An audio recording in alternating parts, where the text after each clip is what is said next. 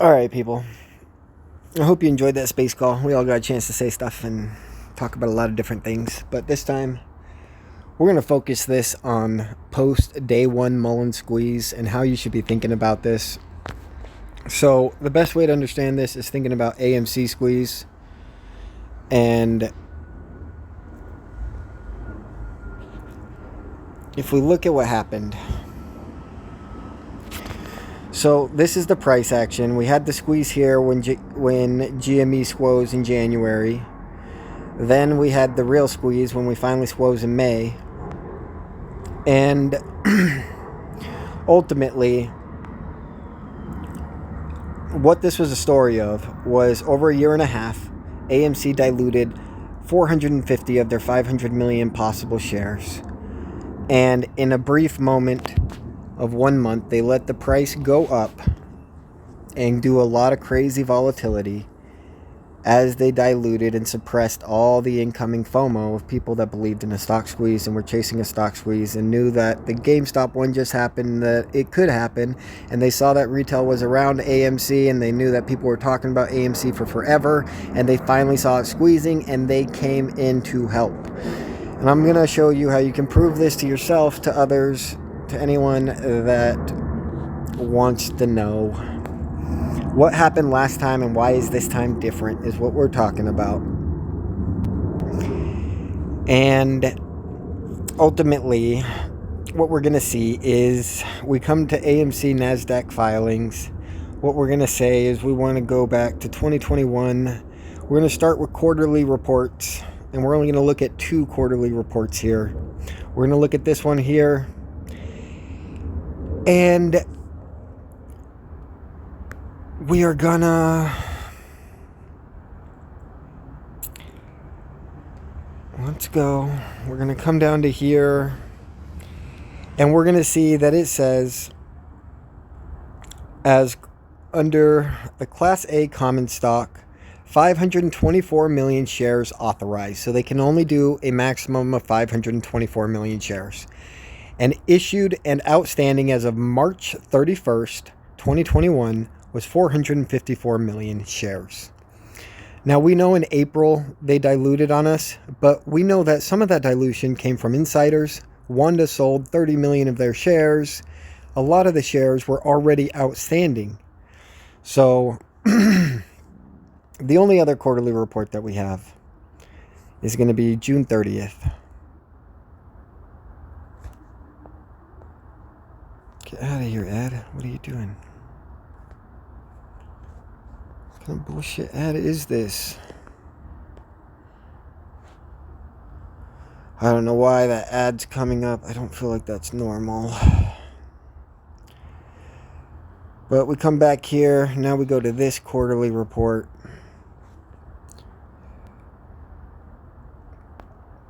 And on here, we're going to come down to the same place. And we're going to see that there's 513 million shares issued and outstanding. So we went from 450 million to 513 million. So that's 63 million shares that were diluted.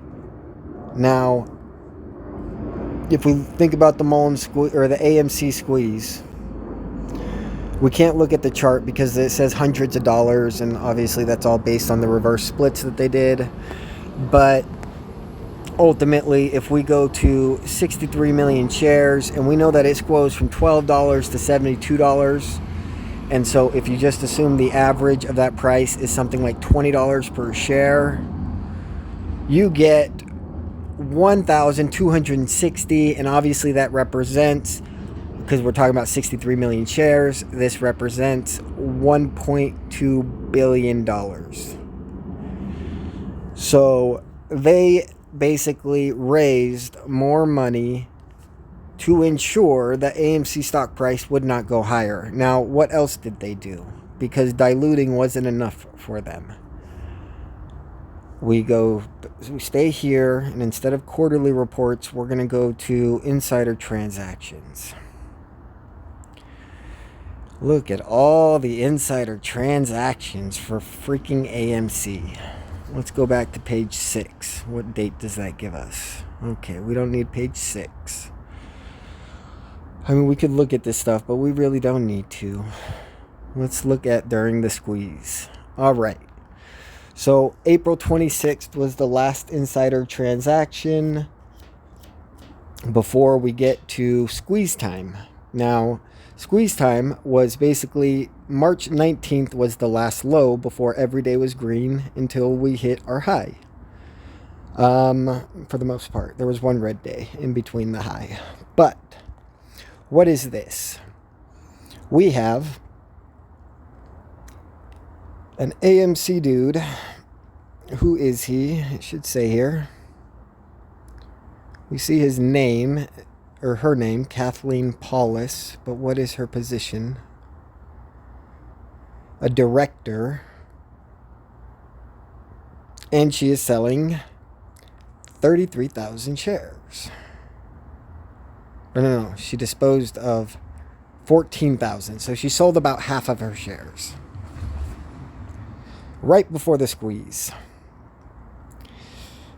Then, after the squeeze, we get another sell. And we get, somebody sold 7,500 of their 123,000 shares. And this is an officer. His name is John McDonald. EVP of U.S. Operations. Okay. Then what happens? Now we hit our high, and this is when they really start selling. 15,000 of their 93,000 shares is sold by Stephen Colanero.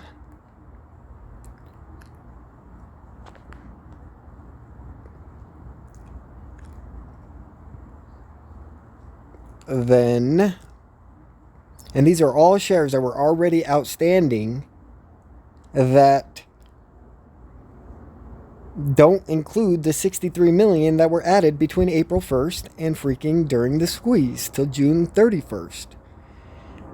And so you have dilution, you have insider selling, and then you have the people who were buying AMC back when it was between $2 and $5 for a year.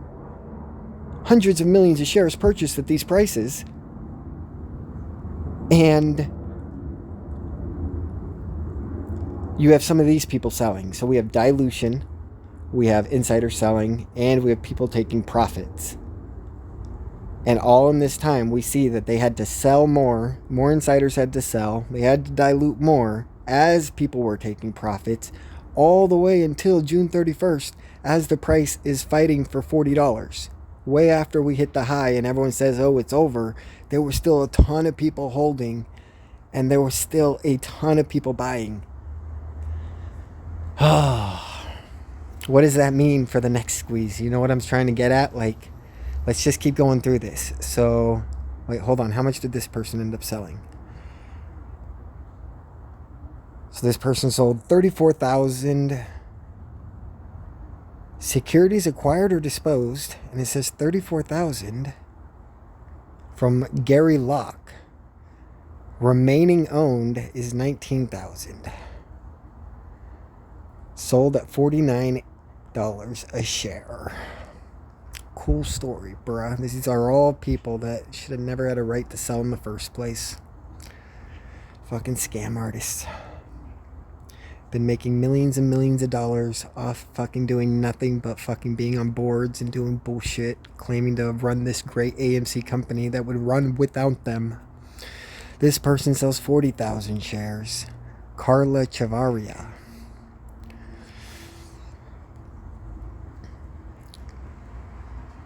This person, Frank Elizabeth, sells 21,000 shares. This person, John McDonald, sells 30,000 shares. This person, Daniel Ellis, sells 13,500 shares. This person, Anthony Sayich sells 10,000 shares. This person, Howard Koch, sells 14,000 shares. This person, Anthony Sayich, sells 15,000 shares. June 9th. And we still got them selling because too many people are still buying. Kathleen Paulus sells again for 17,000 shares. Before and after the squeeze. How nice of you. How Jew of you, Kathleen. Here we got Winchell Koch. Howard Koch. 15,000. And that is just June 9th. Then we still got June 9th, June 9th, June 15th, June 21st. Who sold on June 21st? Stephen Colinero again for another 2,500 shares. And so the point that I'm trying to get it to you is that there is a point post-squeeze where after the high was seen and now it dropped to 38 as a low after seeing the high in the same day, and then comes back to 40, and then fights for 55, and then comes down to 45, and for a month fights for 40. There was a whole squeeze happening, and there was still retail trying to make it happen and make it bigger and make it better, and we barely missed the mark, people. They had 13 million more shares they could ever dilute. The insiders dumped everything. Literally 30 different insiders dumping almost at least half, if not more, of everything they own. And this is after AMC puts up a proposal saying that they can't sell more than X% of their shares, but the proposal's so lame that it means they can all sell 99% of their shares without violating the fucking rule. It's crazy. It's crazy. Yeah, and so the point that I'm trying to get at to you is if you're in the MULN squeeze, after we roar and we see super high numbers and it starts coming down, that doesn't mean the squeeze is over. There might be some people that take profits, but that doesn't mean people stop buying. That doesn't mean new buyers aren't coming in and saying, let's fucking squeeze this bitch.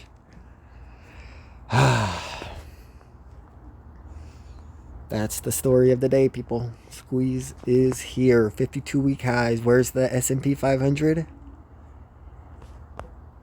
Where's the S&P 500? 45, 46.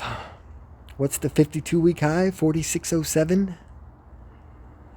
So we are literally $70 away from a 52-week high. $72 is less than 1.75% from a 52-week high. 3 days ago, we saw SPX go up 2.1% in a single day. Now, we'll look at this. When did GME squeeze? GME squoze January 2021. And would you look at that? January 2021, right around here. We are at a 52-week high for the SPX. Look, it wasn't higher than that. Then, when did AMC squeeze? May 20. So it's right in between these times right here. And look at that. It wasn't higher than that. And now, we went to a high here, but then for years, didn't break that high, and instead, the new high for 52 weeks is only 4,600. So you could argue that we need to break 4,800, the all-time high, which was 4,880 or something. But if you're only looking at 52-week high, it's only 46. But the reason I think this is different, and you don't have to hit the all-time high, is because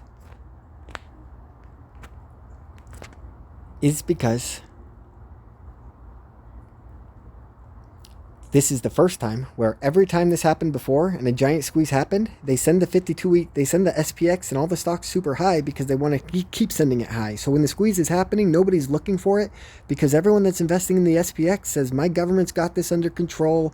We're never going to shut down. We're never going to default. Like the money's only going to grow. So I'm going to put my money in the S&P 500. And so when they see it at all-time highs, they're not thinking about a squeeze. They're happy. The government's like regulating as they should in their mind. And so